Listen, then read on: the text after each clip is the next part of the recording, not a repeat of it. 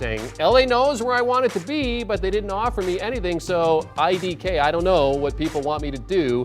I definitely know my worth, and what the offer was isn't a reflection of that. So it's tough to say that I can come on back, even though I thought I finally found that home. For his part, head coach Sean McVay said, look, it's an offer, but it's not the final offer. Let's get more on this from our NFL insider, Josina Anderson. Josina, I'm not sure how surprising this is for you that Odell's making this a public negotiation at this point. Do you have any indication as to how far apart they actually are here?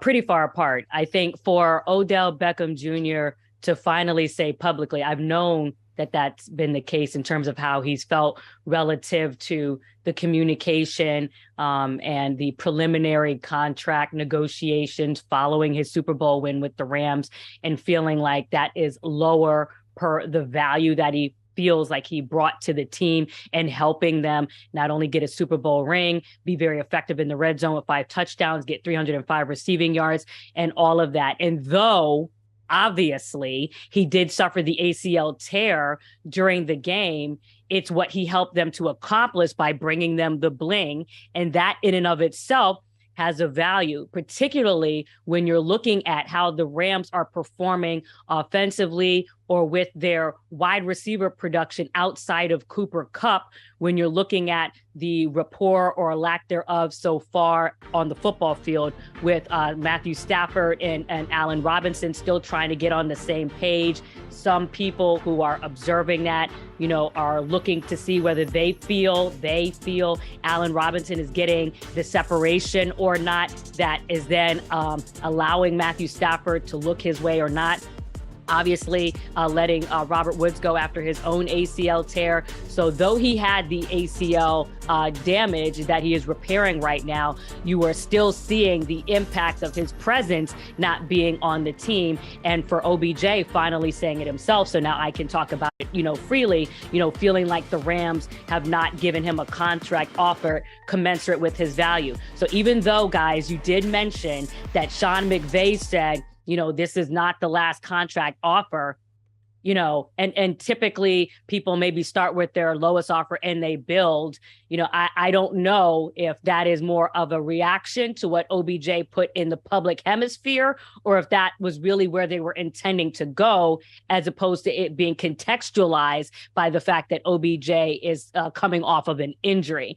And so, yes, you do see OBJ, even though he's in the middle of rehabbing, and we're talking in between that. And I know he's being very diligent with regards to getting himself back, having those visits, having those talks, talking with former teammates like Von Miller in Buffalo and all those other things with regards to where he eventually will end up when the free agency sweepstakes is at its peak. Yeah, and he said he's targeting a November return, and a number of teams that are kind of being rumored for him. Buffalo, you mentioned the Bills, Kansas City, Green Bay, the Rams, of course, and the Baltimore Ravens, all teams that have been mentioned as possible landing spots for OBJ when he is ready to go. All good, all good teams, and obviously he visited the Giants. I mentioned that I was at the stadium in San Francisco, Levi Stadium, when, broke that story that he had been in the Giants facility. Yes, visiting former teammates, but at the same time, visits that he could have done at their residences,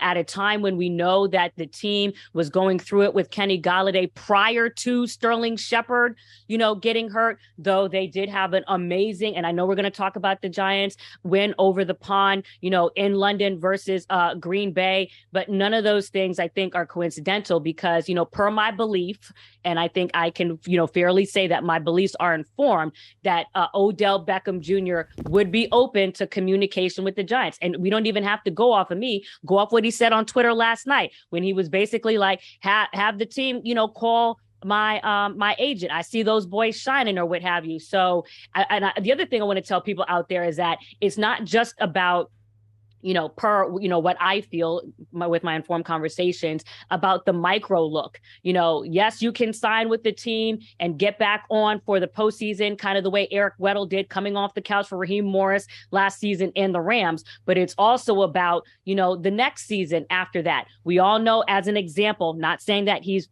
for sure going there, although I said that he's, open to it per my belief, that the Giants did not extend Daniel Jones on the 5th-year option. So what will be Daniel Jones's future with the Giants? We'll talk about that. And then also, does that impact the macro view as, Odell is looking at it? No doubt LA and OBJ, perfect match in terms of the city, team, glamour, all those things that fit with OBJ's personality. But when the money ain't right, the heart ain't right. And the Rams are definitely going to have to get that fixed if they're trying to get him back. Well, Josina, you made the perfect transition here, talking about the Giants. They're at 4-1. Brian Daboll's team is going. They're home dogs versus the Ravens this weekend. Josina, you live in New York. So how excited is that city to see both New York teams doing so well? Well, let me rewind the tape back, because you guys, CBS Sports HQ, sent me to the Giants training camp earlier this summer. And, it was it felt very ho-hum, because I'm so used to coming to the Giants training camp and there's the stars, it's OBJ, it's Landon Collins or whatever. And I remember struggling at the time to think, who is on this roster? So many of these names that I didn't. And then they had wide receivers out. Kenny Golladay wasn't practicing. Kayvon Thibodeau was going through the hip or the groin or whatever it was at the time. But one thing that did stand out, was the aura of Brian Daboll at the time. I feel like he had the Tom Cruise sunglasses on. You could see the vibe. He was coming out there, oozing that. And a lot of times when I'm trying to qualify teams as far as how I feel like they go, I go by something that's not on the stat sheet, and that's juice.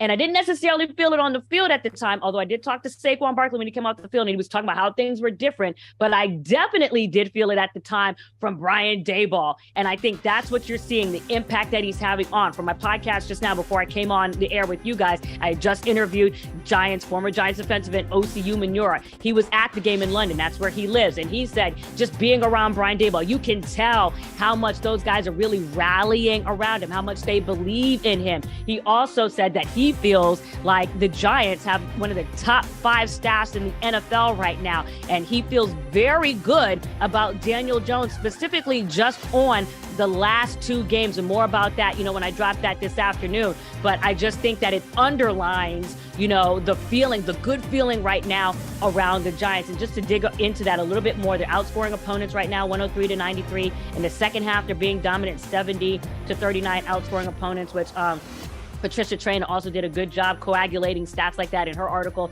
for Sports Illustrated, just to give props to her. But the defense under Wink Martindale is doing extremely well.